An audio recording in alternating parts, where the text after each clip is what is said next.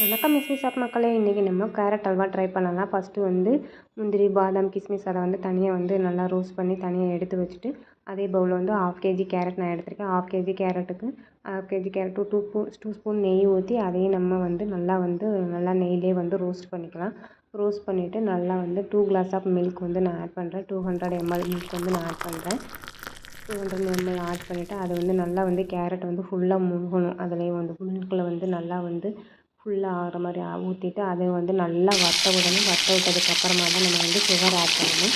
நல்லா இந்த மாதிரி நல்லா வற்ற விட்டுட்டு அதுக்கப்புறமா சுகர் வந்து ஆட் பண்ணேன். 250 கிராம் வந்து நான் வந்து சுகர் ஆட் பண்ணியிருக்கேன். எனக்கு வந்து இனிப்பாக இருந்தால் தான் பிடிக்கும். அதனால் உங்களுக்கு கம்மியாக வேணும், ஸ்வீட் கம்மியாக வேணும்னா நீங்கள் கம்மியாக ஆட் பண்ணிக்கலாம் உங்களுக்கு தேவையான அளவு.